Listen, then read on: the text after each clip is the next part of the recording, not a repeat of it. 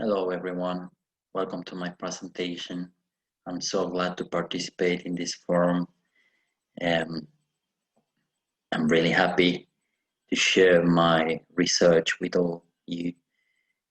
The name of my work is Merging Content and Language to Develop HOTS. It's a proposal based on teaching across the curriculum.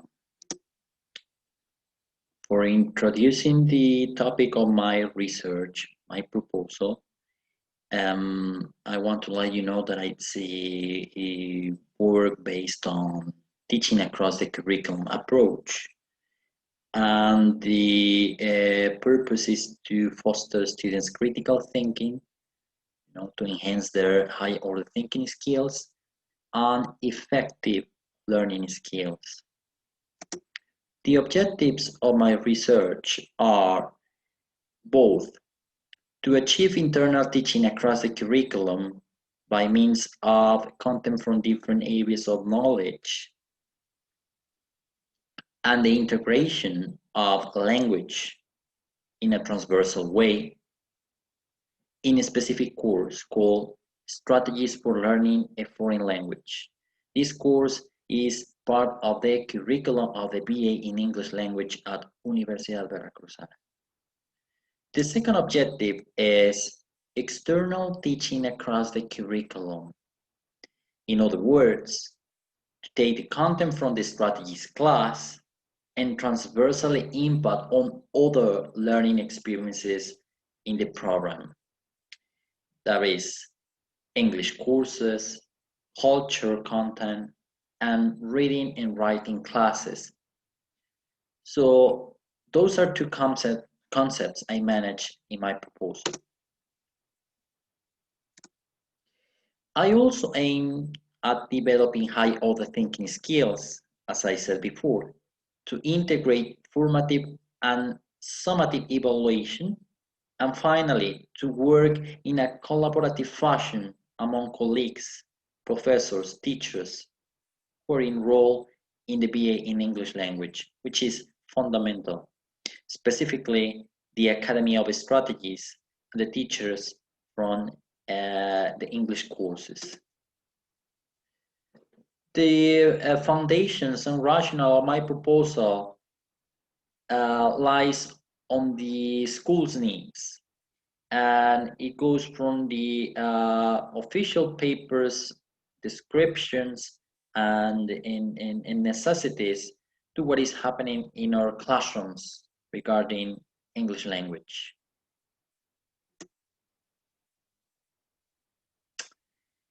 First of all, in the strategies course, I proposed to include psychology, education, and linguistics content, and to work on that content by means of four main activities or tasks according to the constructivist approach.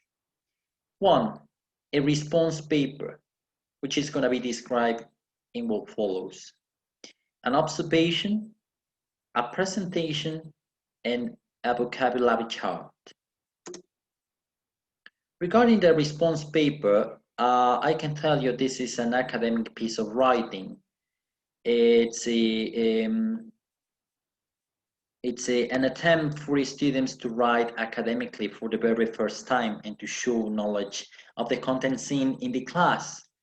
They need to follow specific guidelines and to represent personality types and motivation relating content.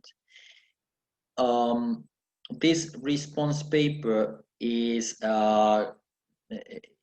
to be named Students' Identity Construction.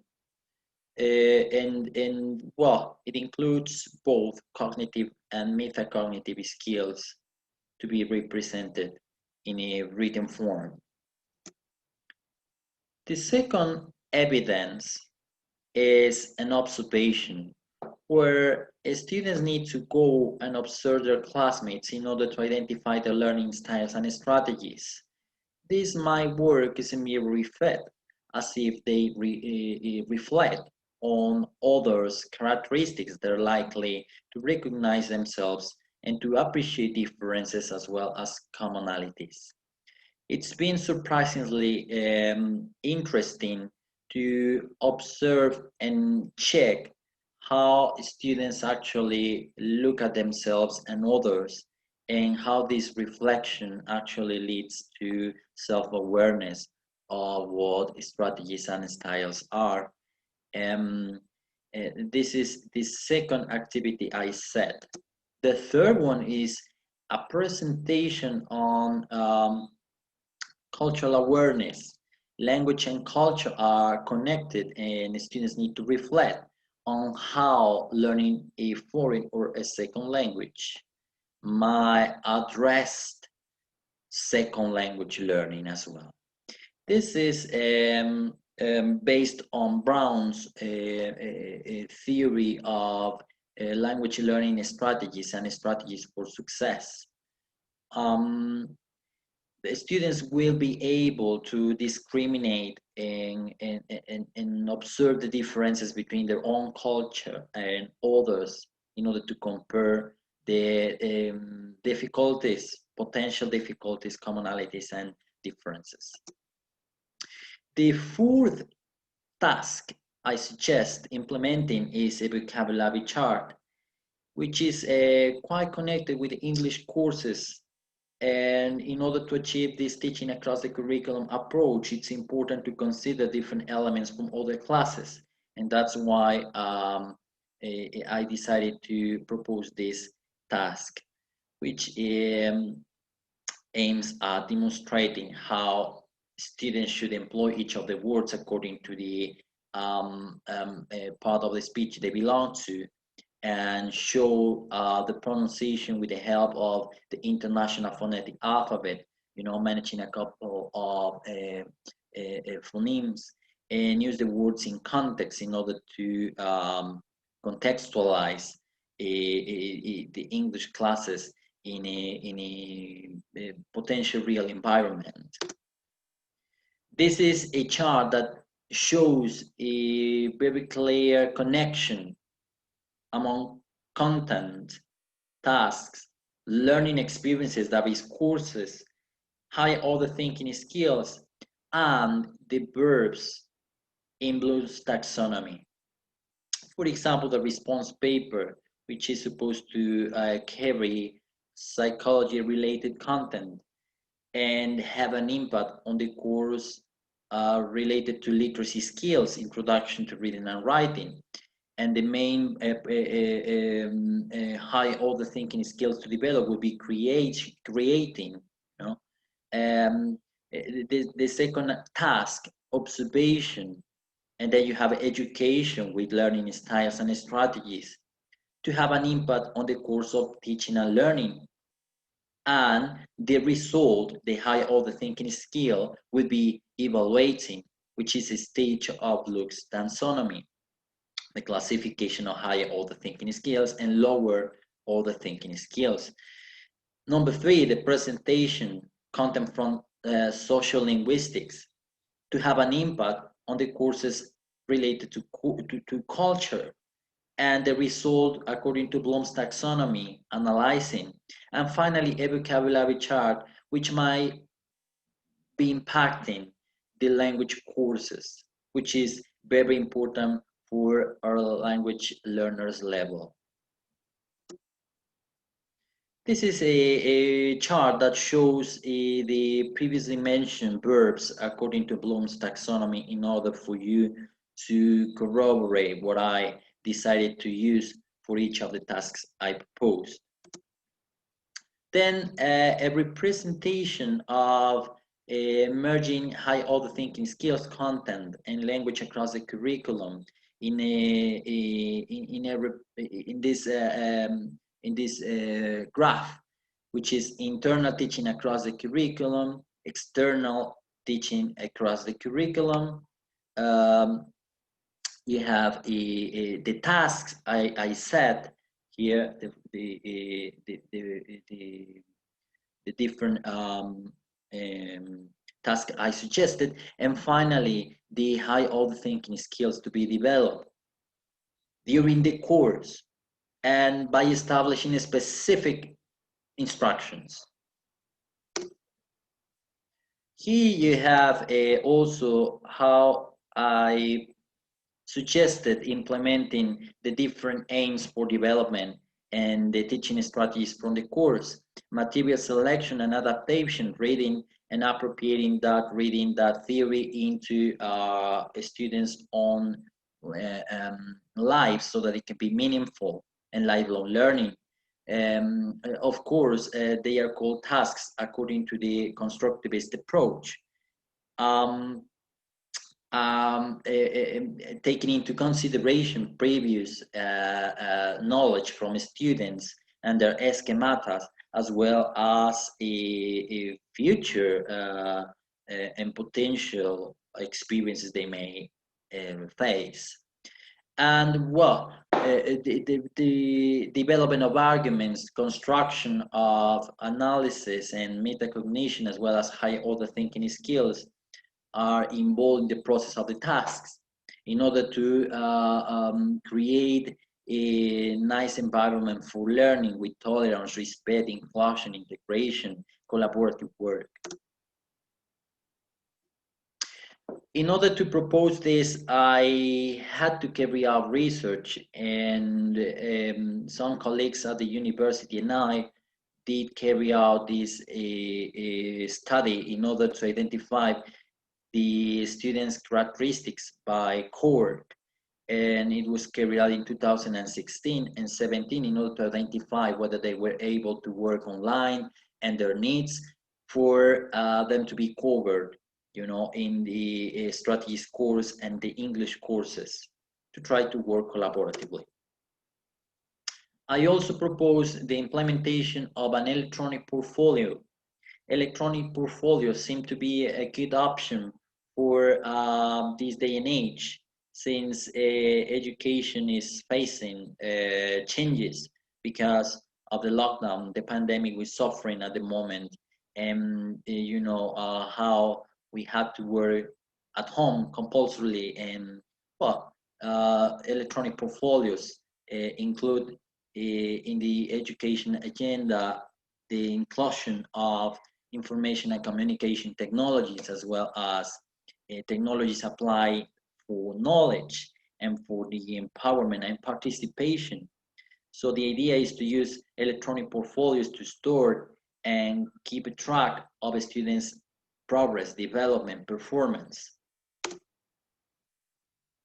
This is a definition of an e-portfolio according to Davenport and Prozac, to enhance students' learning by giving them a better understanding of their skills, as well as where and how they need to work on regarding their own objectives. Well, this is the context, you know, Universidad Veracruzana, and you know, I propose to use the institutional platform, which is E-, but it could also be applied with Google Drive or administered by Edmodo. It all depends on the context. For the purposes of this proposal, E- was the one which I decided to implement, for the reasons you can see in the slide. Another of the objectives was to merge formative and summative evaluation, that is, assessment for development and assessment of the progress of students in the integration of an e-portfolio. In bold, you can see the highlighted tasks I suggested: vocabulary chart, a presentation, a response paper, and observation. This, of course, is to be done by a proper evaluation and by setting the evaluation criteria with the students. That's why I suggested designing these scoring rubrics for the students to know what is expected from them for each of the tasks. This is just an example for the observation, but of course it can be adapted to this context or further alike. There are some implications for this implementation I'm suggesting. The first one is a need for collaborative work between colleagues and groups of teachers. If academies work together, we're likely to benefit the students to favor the learning. Otherwise, it gets really complex to work in a teaching across the curriculum proposal. That's why the unification of efforts between academies and all the areas of knowledge at the BA in this program is paramount. So what I'm doing in order to work collaboratively is to set online networks and to work by using a OneDrive and to provide with innovative and attractive projects for teachers to engage. This is very important. Another of the implications for my proposal is to share materials, to work in a collaborative manner implies to exchange what we do in the classroom. Number three, another potential implication of my proposal is to come up with a new and pertinent classification of language learning strategies. And at the moment, I'm finishing my PhD in the construction of language learning strategies, and hopefully I will come up with some suggestions from the data I collected, and it might be relevant for this context and similar contexts, settings where language learning strategies need to be very specific. Number four, a guidebook of strategies for both teachers and learners might emerge from for the research, and that might be helpful for all actors in education, even for authorities. More implications, well, to work collaboratively with the following courses: teaching English through literature, reading and writing skills, and to merge the following courses: teaching content, teaching literature strategies, psychology, reading and writing English. More implications, well, there is a need for more research on high order thinking skills in this context, and also continuous training for teachers to work on the refreshment of the syllabus and the curriculum design in order to make proper decisions, and a potential change in evaluation regarding language learning, whether a standardization or formative evaluation. So we need to discuss together the best option for our context. And of course, to think of curriculum design in order to, listen to what is needed and make decisions properly. Finally, my conclusions: in order to merge content, language, and high order thinking skills into a curriculum, the courses need to be connected. They need to be linked. Otherwise, it's going to be really complex. And articulating efforts in order to merge content, HOTS, and language, we need to reach consensus regarding what a need portfolio is, and to consolidate assessment criteria. These are my references for you to check, to read carefully. You will see. And well, I'm looking forward to hearing from you. I'm gonna take care of your questions, queries, or comments. Okay? Thank you very much. I do appreciate it.